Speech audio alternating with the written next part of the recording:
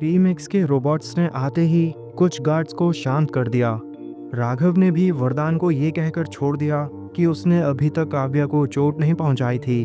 वरदान चाहता था कि मिस्टर किंग अपनी ताकत दिखाने के लिए उसके लोगों का सामना करे, पर राघव ने उसकी बात टाल दी। उसने उसे काव्या को रोबोट्स के साथ भेजने के लिए कहा और मशीन बंद कर दी।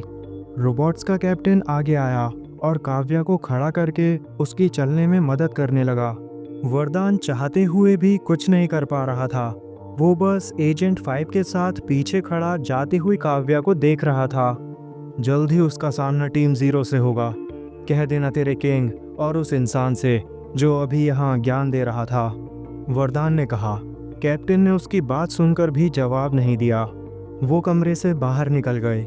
जैसे ही कमरे का दरवाज़ा बंद हुआ, वरदान के चेहरे पर गुस्से और हार की मिलीजुली झलक दिखाई दी। तब एजेंट 5 ने धीरे से कहा, क्या अब हमें आने वाले मुकाबले के लिए तैयार रहना चाहिए, क्योंकि वो और हम आमने सामने आ चुके हैं। बिल्कुल, अपने सारे हाई लेवल एजेंट्स और हमारे खास लड़ाके को तैयार रहने के लिए बोलो।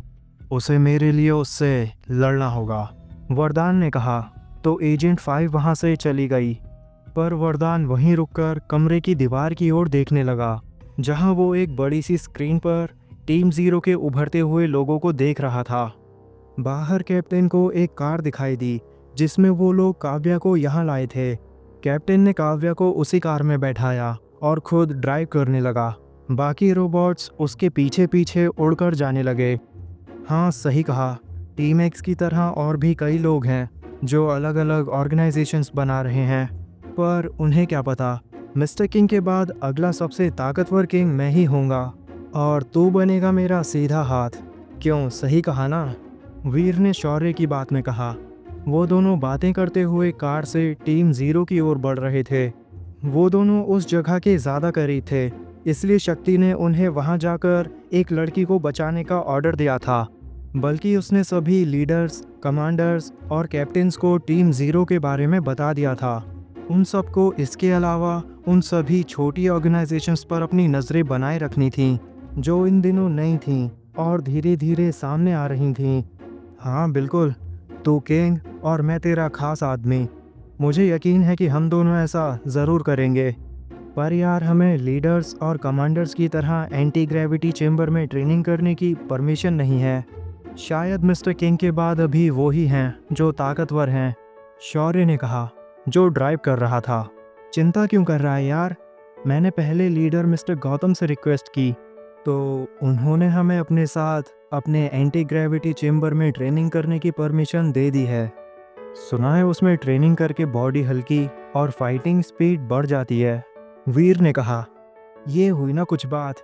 अब हमें टीम एक्स में आगे बढ़ने से कोई नहीं रोक सकता। इन दिनों स्कूल भी नहीं है, तो हम अपना पूरा फोकस अपनी ट्रेनिंग में लगा सकते हैं। लेकिन एक बात तो बता, तू मिस्टर गौतम को कैसे जानता है और उन्होंने तुझे परमिशन कैसे दी? शौर्य ने सवाल करते हुए कहा। मैंने बस थोड़ी बहुत रिसर्च की। पता चला कि तीनों लीडर्स मेरे बड़े भैया के कॉलेज रूममेट्स थे और वो सब अभी भी एक दूसरे के खास दोस्त हैं, जिसकी वजह से अपना फ़ायदा हो गया, वीर ने मुस्कुराते हुए जवाब दिया। पर मैं तो ये सोच रहा हूँ कि अभी हेडक्वार्टर में चल क्या रहा है? कल से मिस्टर किंग ने किसी को भी हेडक्वार्टर में आने से मना किया हुआ है। हो ना हो कुछ बात तो ज़रूर है। क्या ये उस लड़की की वजह से है जिसे बचाने का हमें ऑर्डर मिला है? उसने आगे कहा। हाँ, तेरी बात भी सही है। सामने देख, रोबोट्स का ग्रुप आ रहा है, उन्हें रुकने का सिग्नल दे, शौर्य ने कहा। तो वीर ने कुछ ही दूर उनकी ओर आते हुए रोबोट्स को देखा। उसने अपनी कलाई पर लगी घड़ी में सिग्नल जलाकर हाथ को विंडो के बाहर निकाला। उससे एक लाल रोशनी निकल रही थी। ये टीम एक्स के सिग्नल की पहचान थी, जिसे वो सब पहचानते।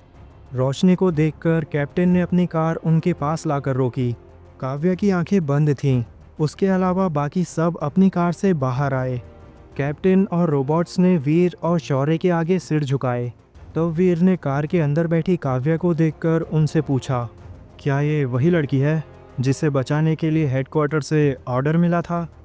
जी सर, ये वही हैं, पर अभी आराम कर रही हैं, यहाँ से आगे आप इन्हें ले जा सकते हैं, कैप्टन ने कहा और आगे टीम ज़ीरो के बारे में बताने लगा। यहाँ राघव और शक्ति ने अर्जुन को बता दिया था कि काव्या को वहाँ से निकाल लिया गया है और रोबोट्स उसकी तरफ ही आ रहे थे। जाते हुए अर्जुन की नज़र भी दूर खड़े रोबोट्स पर गई, जो कि वहाँ खड़े किसी से बात कर रहे थे। रोबोट्स ने काव्या को वीर की कार में बैठाया और चले गए।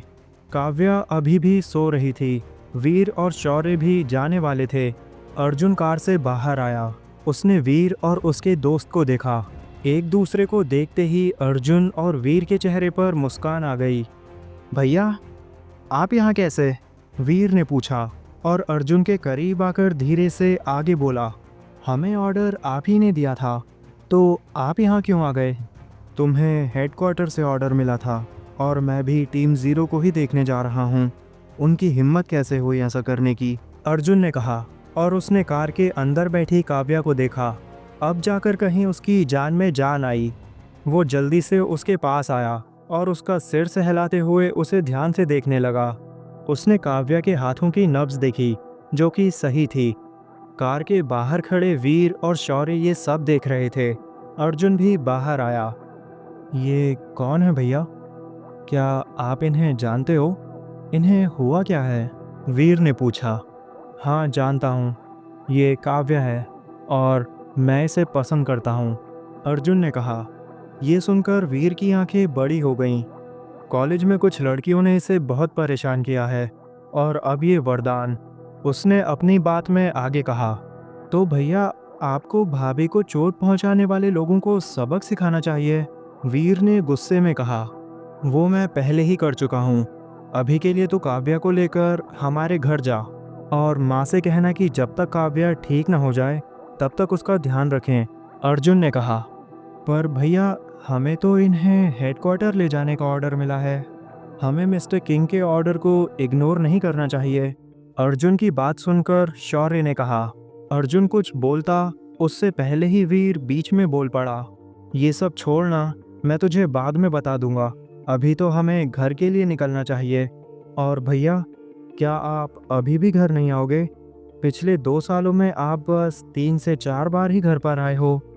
मैं बाद में आऊँगा, अभी के लिए तुम दोनों जाओ, अर्जुन ने धीरे से कहा। तो वो दोनों काव्या को लेकर चले गए। अर्जुन जानता था कि काव्या वहाँ सेफ रहेगी। वो भी अपनी कार में बैठकर काम करने के लिए गेम वाले ऑफिस की ओर जाने लगा। इस वक्त उसका दिल और दिमाग पूरी तरह से शांत था। तभी उसे अंदर ही अंदर एक आवाज़ सुनाई दी। कैसे हो अर्जुन?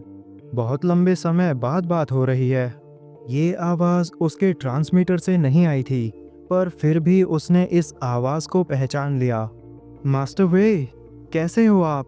कितने सालों से बात नहीं की आपसे, शायद 5 या फिर 6 साल, उसने खुश होते हुए कहा। ज़्यादा नहीं, बस 2 साल ही हुए हैं। सामेकिरो के जाने के बाद यहाँ का एक दिन भी 24 घंटे का हो गया है, उधर से वे ने कहा, जो कि तालाब के किनारे बैठा मछली पकड़ रहा था। अच्छा, मैं इस बारे में नहीं जानता था। खैर, आप कैसे हो? अर्जुन ने पूछा। मैं तो सही हूँ। ये सब छोड़ो, मैंने सुना है कि तुमने ज़ारकॉन के एक जनरल ज़ायरॉन को हराया है। मैंने सामेकिरो की शक्तियों को महसूस तो किया था, पर सोचा नहीं था कि वो ज़ायरॉन के लिए थीं। मैंने कहा था कि आगे ऐसे और भी लोग हैं जो तुम्हारे सामने आएंगे, इसलिए अपनी ट्रेनिंग करते रहना। बस इतना ही कहना था, वे ने कहा। हाँ मास्टर वे, मुझे याद है और मैं अपनी ट्रेनिंग करता रहूँगा, अर्जुन ने कहा और उसने वे की आवाज़ अपने मन से जाती हुई महसूस की। आसमान में धूप चारों ओर फैल चुकी थी। सुबह के 10 बजने को थे और अर्जुन भी शहर में आ चुका था। ऑफिस से कुछ ही दूर पहुंचते ही उसने शानू को मैसेज करके बता दिया कि वो आज आने वाला था। चलो चलो, सब लोग अपने काम पर लगो, अर्जुन आता ही होगा, शानू ने कहा। सारे लड़के इधर उधर खड़े बातें कर रहे थे, पर उसकी बात सुनते ही सब अपनी अपनी जगह पर जाकर बैठ गए। तुम लोग उससे डरते हो क्या? तारा ने पूछा। वो, नित्या और उनके साथ और 2-4 लड़कियां भी उनके ऑफिस में काम कर रही थीं।